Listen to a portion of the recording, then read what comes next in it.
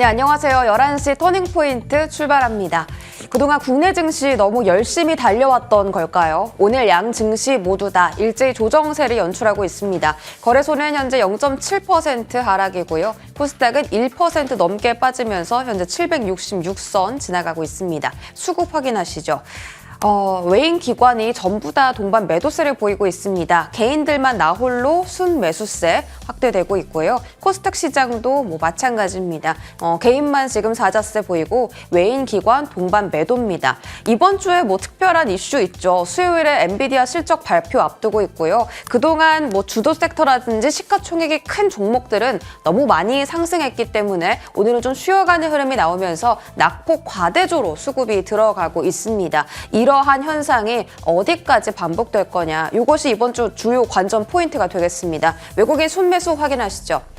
자, 오늘 삼전 한익 다 떨어지긴 하는데요. 그래도 외국인은 삼성전자를 가장 많이 사들이고 있습니다. 그리고 2차전지 종목들이 계속 보입니다. 포스코홀딩스, 포스코퓨처엠, 삼성, SDI까지 오늘 2차전지 굵은 종목들 전부 다 반등하고요. 코스닥 안에서 에코프로 형제들도 반등합니다. 그런 가운데 미국에서 지금 중국 조선업 견제하기 위해서 해운조 쪽에 좀 수혜가 거론되고 있는데요. HMM과 흥하해운 같은 해운 종목들이 급등합니다. 외국인 순매수 리스트에도 들어가 있고요. 기관 순매수도 확인하시죠. 자, 기관 순매수 조선이 1등입니다. HD 현대 미포, HD 현대 중공업 들어가 있고요. 건설 기계 안에서 HD 현대 인프라코어와 HD, 현대 중공업 이렇게 세 가지 HD 현대라인 좀 분포되어 있습니다. 2차전지 안에서는 삼성 SDI 들어가 있고요. 알테오젠, 한화 에어로스페이스, 지난주에는 조금 빠졌는데 오늘은 기관 순매수 리스트에 담겼습니다. 어떤 것을 의미할까요? 이번 주 방향 자세하게 잡아보겠습니다. 지금 출발하시죠.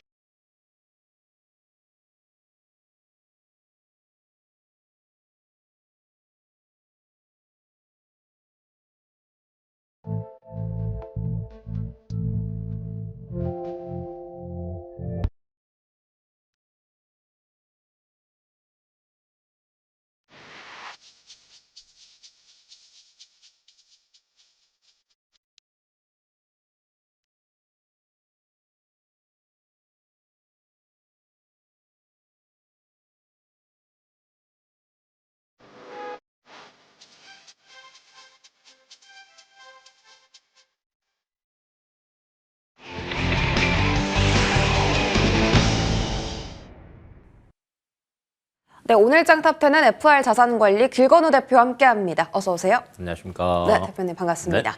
지난주 내내 분위기 좋았는데 슬슬 좀 조정세가 나오는 것 같아요. 지금 수급에 대한 플레이를 좀 보자면 지난주에는 이제 대형주들 그리고 주도 섹터에 많이 수급이 흘러 들어갔잖아요. 네. 오늘 흐름을 보니까 낙폭 과대주가 반등하는 것 같은데 이런 현상이 언제까지 지속될까가 궁금합니다. 이제부턴 낙폭 과대주 반등의 시작인지 아니면 이러다가 말고 다시 주도 섹터로 수급이 돌아올지 궁금해요. 근데 이제 지금 오늘 탑10 이렇게 쭉 보시면은 네. 보이시는 거는 낙폭 과대라고 해서 다 수급이 들어오는 것보다는 여전히 이제 기대감이 있는 섹터 쪽으로만 수급이 들어온다라고 생각을 해 보시면 될 것 같고요. 해운 같은 경우에도 앞에서 잠깐 얘기해 주셨지만 뉴스가 있다 보니까 네. 단기적으로는 조금 움직일 수 있고, 그다음에 이제 배터리 관련돼서는 사실 이제 다음 달 5일부터 코엑스에서 이제 행사가 있잖아요. 인터 배터리 행사가 네. 있기 때문에 이거에 대한 기대감이 또 반영된다라고 보시면 되는데, 기대감에 저는 한 표를 던지는 게 맞다고 봅니다. 왜 그러냐면 예를 들면 인터 배터리 행사가 굉장히 크게 열리고 그다음에 여러 가지 이제 신제품 얘기들도 나오고 앞으로의 방향성 얘기들도 분명히 나온다라고 얘기는 하고는 있지만 결론은 뚜껑 또 열어봐야 된다라는 거. 왜냐면 이제 2차전지 관련해서 실적이 굉장히 안 좋다라는 거 많이 들어보셨을 거예요. 그러면 새로운 뭔가가 예를 들면 LG 엔솔에서 지금 46 시리즈 배터리 신제품을 공개하겠다라고 얘기가 나오고 있는데, 그럼 이게 진짜 실적으로 연결이 돼서 기존의 적자폭을 조금 많이 할 수 있을까? 이렇게 뭔가 진짜로 보여줘야 되거든요. 그래서 조금 뭐 완전한 수급이 이동보다는 잠깐의 뉴스에 따라서 수급이 이동하고 있는 거다라고 생각을 하시는 게 좋을 것 같고, HD 현대미포 같은 경우에도 보시면은 지금 해외에서 수주 기대감이 있었는데 저번 주에 조금 많이 빠지긴 했어요. 네. 근데 여전히 이것들도 보면은 기대감이잖아요. 그래서 이런 뉴스들이 있는 것들은 이 안에서 계속 순환매가 돌 수밖에 없는 상황이다라고 생각하시면 될 것 같고, 반대로 조금 안전한 건 저희가 이제 조방전 얘기 많이 하잖아요. 네. 조방전 같은 경우에는 사실은 실적이 크게 꺾일 일은 없다라는 관점. 그러면 한 바퀴 이제 뉴스 플로어에 따라서 다음 달 초까지는 조금 수급이 왔다 갔다 할 수는 있지만 결론은 그 이후에는 다시 돌아올 수밖에 없는 상황이니까 그걸 조금 잘 체크를 해 보시는 게 좋지 않을까라고 예상이 되고 있고, 반대로 한한령은 조금 더 갈 거는 같습니다. 왜냐면 이제 3월 달에 예를 들면 5월 달 한한령 해제 기대감만 가지고 간다라고 하면 체력이 조금 딸릴 수는 있는데 3월 달에 문화사절단 또 온다라고 얘기를 했거든요. 그러면 중간중간에 아마 뭐 예를 들면 이제 저번 주에 조금 갔고 네. 이번 주에 살짝 초반에 조금 쉴 수도 있겠지만 말이 이번 주 말이나 다음 주 초쯤 되면은 다시 이제 3월 달에 대한 기대감 때문에 또 움직일 수 있다. 뭐 이런 것들로 해서 여러 가지 각 섹터별로의 뉴스들 체크 꼭 하셔야 될 것 같습니다. 네, 지금 뉴스 플로우에 상당히 종목들이 영향을 네. 많이 받고 있다고 하셨는데 한한령 해제는 일단 조금 더 연속적으로 주가 흐름 이어갈 것 같고 배터리는 잠시 뒤에 여쭤보겠습니다. 그럼 조선이 좀 궁금한데요. 네. 말씀 주신 것처럼 조선은 실적은 탄탄합니다. 근데 지난주에 하나 그 리포트 나왔잖아요. 너무 많이 올랐다, 비싸다 네. 이런 거였고요. 지금 삼성중공업이 4% 급등합니다. 조선주를 지금 매수의 기회로 봐야 될까? 아니면 지난주 리포트처럼 약간은 좀 경계감이 필요할까요? 뭐 예를 들면 이거죠. 예를 들면 이제 주가의 현재 주가가 기대감을 모두 반영한 주가인가 아니면 아직 올라갈 룸이 더 있나? 뭐 이걸 체크해 보셔야 되는데 저는 개인적으로는 아직 더 올라갈 룸은 있다라고 봐요. 뭐 예를 들면 삼성중공업 오늘 움직이는 걸 보신다라고 하면 LNG 운반선에 대한 것들은 주가에 어느 정도는 다 대부분 조금 들어간 것 같은데 예를 들면 삼성중공업은 미국 쪽에서 LNG 프로젝트가 진행이 될 거고 그러면 이 안에서 FLNG에 대한 기대감도 분명히 가져갈 수도 있다. 이런 게 저는 시장에서 조금 반영이 됐다라고 보거든요. 그래서 여전히 올라가는 룸은 충분히 더 있다라고 보시는 게 좋을 것 같고 다만 기존의 고점을 계속 높여가는 거는 기존보다 속도감은 조금 떨어질 수도 있습니다. 네. 무슨 말이냐? 뭐 기존에 예를 들면 뭐 거의 뭐 한 달마다 최고점을 계속 경신을 했다라고 하면 요 속도는 조금 둔해질 수는 있어요. 그러면 이제 이 안에서 저희가 어떤 걸 해야 되냐면 두 가지 전략 취하시면 됩니다. 그냥 사놓고 중장기 그냥 보유하시는 전략을 하시던지 아니면 기존 전고점을 상단으로 조금 고정을 해 두시고 이 안에서 트레이딩 전략 하시는 게 저는 나쁘지 않다라고 보고 있거든요. 그래서 당분간은 크게 조선 섹터 같은 경우에는 주도주에서 빠질 이유는 아직은 없다라는 관점이기 때문에 눌릴 때마다 꾸준하게 매수를 하시는 게 좋지 않을까 싶습니다. 네, 일단 상단 하단 잡아놓고 좀 플레이하는 게 좋겠다라고 하셨고 예전처럼 탄력 있게 막 급등하는 흐름보다는요. 그렇게 조선 섹터 잡아주셨고요. 해운주도 한번 짧게 좀 질문 드려보자면 앞서서 말씀 주신 것처럼 이슈가 나왔습니다. 미국에서 이 중국 선사 견제하기 위해서 뭐 정책을 내놓는다 하는데 결국 수혜는 국내 해운사들이 받아갈 거다라는 이 논리거든요. 이거는 어떻게 볼까요? 조금 저는 애매한 거는 같기는 해요. 애매해요. 네, 왜냐면 이제 단기적인 뉴스로 본다라고 하면 해운 섹터가 그렇게 좋을까라는 게 사실은 의문은 있습니다. 왜냐면 뭐 어찌 됐건 글로벌 지금 본다라고 하면 경기가 크게 살아나는 움직임은 아직은 보이지 않는다는 관점에서 본다라고 하면 잠깐 튀는 거거든요. 네. 그러면 해운을 지금 사야 될까 말아야 될까를 이제 한번 고민을 하실 텐데 뭐 단기적으로 한 1, 2주 정도는 저는 나쁘지 않은 뉴스라고 봐요. 왜냐면 이제 중국에 대한 견제 기대감이 지금 당장 뉴스가 나오지는 않았어요. 할 수 있어라고 하면 기존의 다른 섹터들의 움직임을 본다라고 하면 그래도 한 1, 2주 정도는 흐름을 가져가기는 하거든요. 네. 그래서 2월 말 3월 초까지는 그래도 해운 섹터 나쁘지는 않다. 근데 이제 너무 장기적으로는 아직은 보지 말자라는 의견입니다. 알겠습니다. 스윙은 괜찮은데 너무 그렇게 우리가 호들갑 떨 만한 그 무게는 아니다라고 판단해 주신 것 같고요. 자, 이제 뒤에 CG 보면 화면 보시면 3월에 이제 배터리에 대한 일정들이 상당히 많이 잡혀 있습니다. 인터 배터리라는 2차 전지 쪽에 가장 큰 이벤트도 있고요.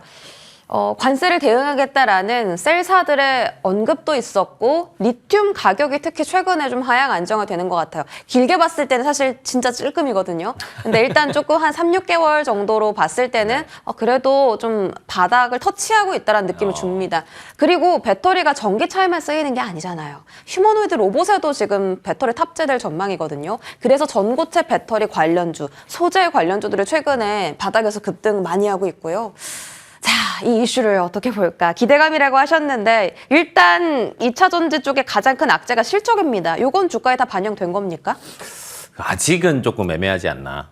어찌됐건 그래도 이제 바닥은 조금 다져져 가는 것 같아요. 주가의 바닥은. 그래서 이제 크게 보면 더 빠질 것 같지는 않은데 그냥 앞으로 이제 언제 이게 추세적인 반등을 가져올 거냐, 이거는 이제 한번 고민을 해보셔야 되는데, 당장은 어렵지 않겠나라고 보고 있고요. 다만, 이번에 LG엔솔에서 46 시리즈가 사실은 이제 기존의 27 사이즈에서 이제 46 사이즈로 변하는 거잖아요. 그러면 이제 용량으로만 따진다라고 하면 6배가 늘어나는 거고요. 차지하는 그 뭐라고 하죠?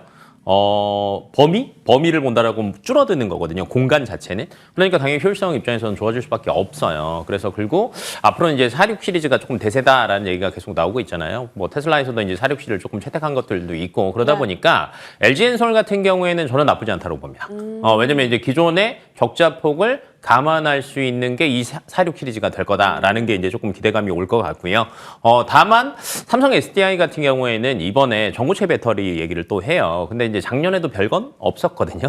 네, 그래서 이제 올해도 사실은 전고체로 넘어가기에는 조금 어렵지 않나. 이제 상용화 단계로 언제 갈 거냐 이건 건데 아직은 조금 어려울 것 같습니다. 앞에서 뭐 휴머노이드도 얘기하고 여러 가지를 얘기를 하시긴 했지만 아직 상용화된 제품이 나오지는 않았다라는 관점으로 본다라고 하면 조금 딜레이 될 것 같고요. SK온 같은 경우에도 여러 가지를 얘기를 하긴 하는데 SK온은 사실은 크게 보면은 없는 것 같아요. 되려 그냥 뭐 다른 좀 이따가 뭐 액심냉각 뭐 질문도 하나 있더라고요. 그쪽에 대한 기대감이 되려 SKC 조금 더 크게 다가오지 않을까라고 개인적으로 보고 있어서 이 안에서도 저는 개인적으로는 선별적으로 대응을 하셔야 되지 않나. 그러면 순서대로네요. LG엔솔, 삼성 SDI, SK온 순서고 지금 46 시리즈 배터리가 소요가 많이 늘어날 것으로 예측이 되고 있으니 이쪽이 그나마 낫다. 바닥을 터치했다라고 하셨으니까 그럼 모아가는 전략은 어떻습니까? 이게 모아가는 것도요. 저는 사실은 이제 장기적으로 본다라고 하면 모아가는 전략이 2차 전지에서는 유효하다라고 말씀을 드리죠. 근데 개인들이 그 중장기적으로 모아간다라고 할 때 1, 2년 동안 모으시는 게 정말 쉽지 않습니다. 그렇다라고 하면 지금 뭐 그런 걸 감내하실 수 있다라고 하면 괜찮고요. 솔직하게 얘기하면. 근데 이제 그게 아니다. 상대적으로 이제 포모죠. 다른 섹터가 사실은 요즘에 그 뉴스 하나 들어오거나 기대감 하나 들어오면 두 자릿수 상승 요즘에 너무 쉽게 가거든요. 한한령 해제 기대감 봐보시죠. 미디어 관련주들 막 두 자릿수 상한가 가버리잖아요. 그러면 이제 포모를 사실은 느낄 수밖에 없어요. 그러면 이제 그런 거에 조금 움직일 수밖에 없는 상황이다라고 하면은 2차 전지는 한동안은 그래도 짧게 대응을 하시는 게 저는 맞을 것 같습니다. 그러면 사실 지금 2차 전지를 살까 말까 고민하시는 분들보다 이미 들고 계시거나 이미 모으고 있던 분들이 훨씬 많이 계시거든요. 이분들은 어떻게 대응합니까? 참 어렵습니다.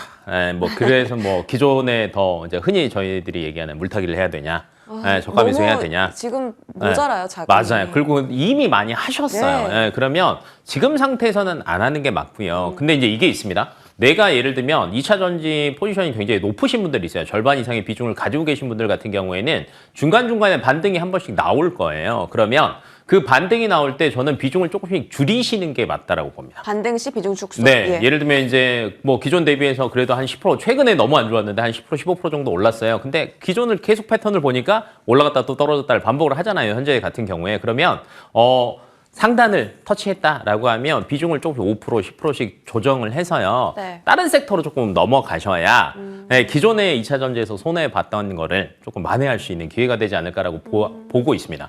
오히려 소재 쪽은 레이크 머티리얼즈나 이수 스페셜티 케미컬 같은 소재 쪽은 지금 LG엔솔 같은 경우도 투자를 많이 하고 있고 오히려 캐즘인데도 수요가 좀 견고하다라는 평가를 받고 있어요. 실제로 주가 탄력도도 되게 좋거든요. 똑같아요? 저는 그래도 여전히 애매하다라고 봐요. 왜냐면 이제 결론은 이게 캐즘 구간을 누구는 거의 통과하고 있다라고 얘기하고요. 한편으로는 아직 멀었다라고 얘기하는데 저는 아직은 조금 더 지켜봐야 되지 않나. 라고 이제 개인적으로 보고 있어서 그리고 지금 최근에 섹터들 순환매들을 보시면은 굉장히 호재성 뉴스가 많지 않습니까? 전반적으로 섹터들이 보면은. 그러면 2차 전지까지 수급이 완벽하게 쏠릴 만한 뉴스거리가 있을까를 한번 체크를 해보셔야 되는데 결론은 실적입니다. 근데 이제 실적이 작년 실적까지 너무 안 좋았어요. 그러면 1분기, 2분기 때 이걸 반등을 해야 되는데 아직까지 반등의 기미는 크게 보이지는 않습니다. 그렇다라고 하면 단기적인 수급밖에 들어올 수밖에 없기 때문에 저는 2차 전지는 조금 지켜보자. 알겠습니다. 2차 전지 이야기 여기서 마무리하시죠. 반도체로 넘어가겠습니다. 이번 주 수요일, 내일 모레에 엔비디아의 실적 발표가 예정이 되어 있습니다. 삼성전자랑 하이닉스 오늘 좀 떨어지는데 일단 엔비디아 실적에서 우리가 가장 중요하게 봐야 될 포인트가 뭘까 이게 좀 궁금하거든요. 이제 대부분 알고 계시겠지만 정리 잘 돼 있는데요. 근데 이게 목표 주가를 상향한 것도 있고 하향한 것도 있고 아이비들이 다 제각각입니다. 반응이. 어떻게 판단합니까? 이게 딱 그건 것 같아요. 블랙웰이 의외로 설계 결함 때문에 출시가 살짝 늦어졌습니다. 지연. 이게 지연되다 보니까 원래 이번에 그 빅테크들 캐펙트 투자 얘기했었잖아요.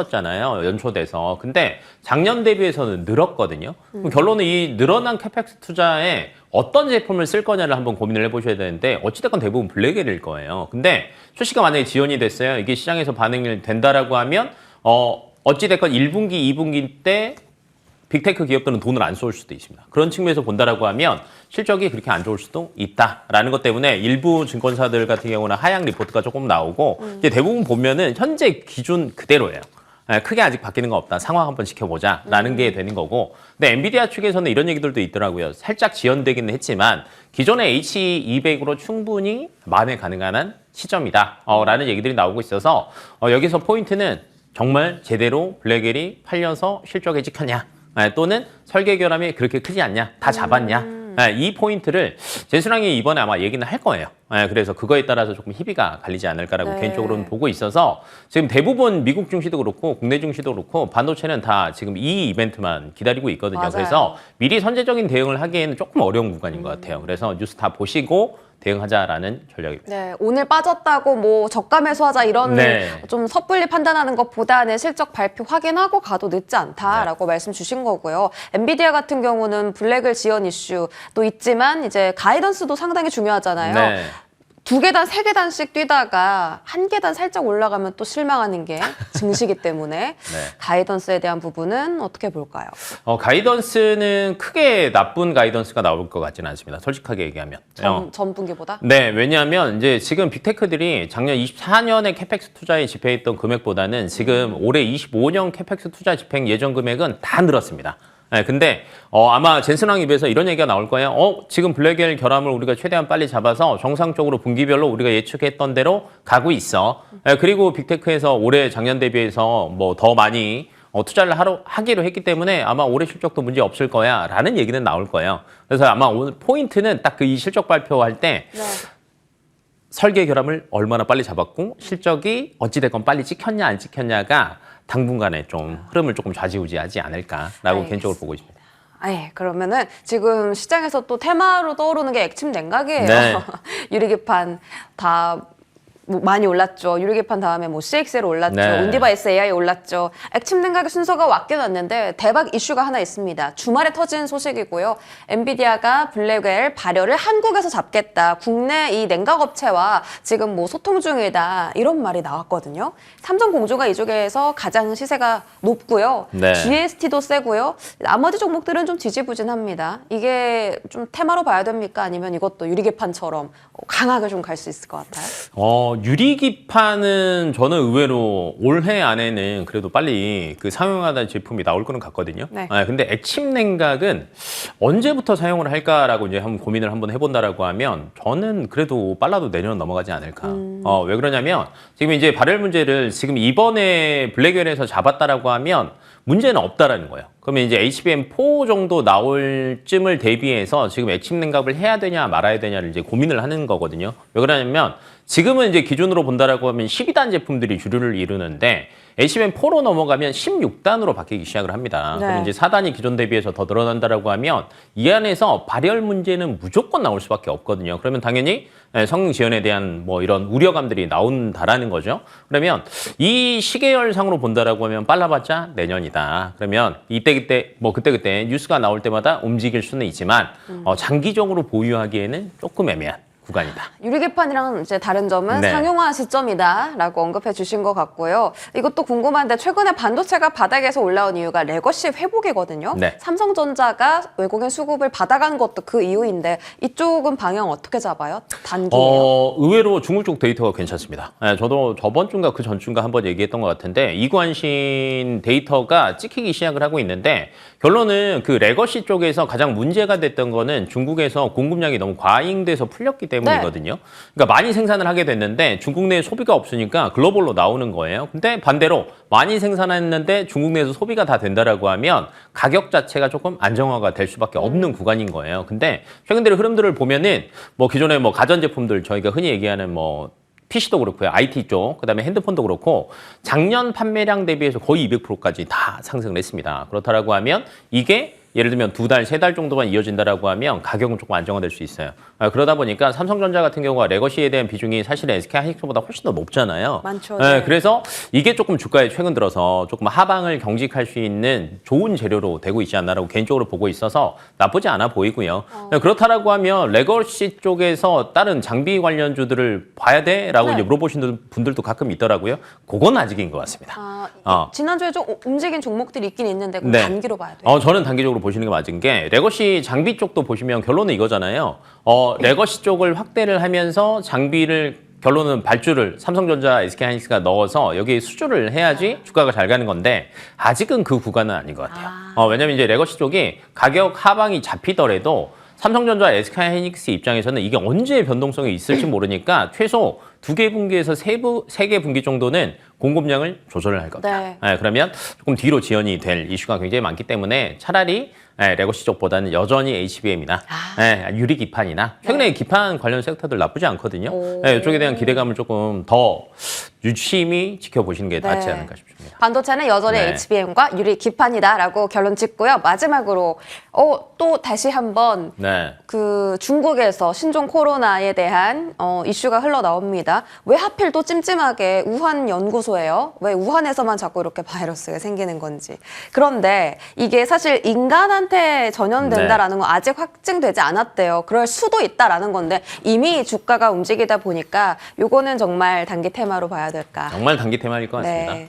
왜냐면 이제 이게 어떻게 될지는 사실은 잘 모르고요. 최근에 이제 이런 얘기들도 있잖아요. 이제 기존에 독감 환자들 최근에 정말 많이 늘었죠. 근데 이 독감이 이런 얘기들도 있습니다. 기존에 이제 뭐 저희가 이제 코로나였는데 이게 조금 변이를 하면서 정말 독감 증상으로 많이 나타난 것도 있다라는 얘기들도 계속 나오고 있거든요. 근데 그 독감이 나왔을 때도 사실은 흐름 자체가 섹터가 굉장히 단기적으로 움직였어요. 그럼 여기에서 뭐 진짜 갑자기 환자가 급증하고 그러지 않는 이상은 단기적으로밖에 움직일 수 없는 구간이니까 조금 그렇게 대응을 하시는 게 맞지 않을까. 뭐 심각한 우려보다는 잠깐의 뉴스 팔로우를 해야 되는 것이 하나 더 생겼다라는 관점으로 보시면 될 것 같습니다. 알겠습니다. 네. FR 자산관리 길건우 대표와 함께했습니다. 고맙습니다.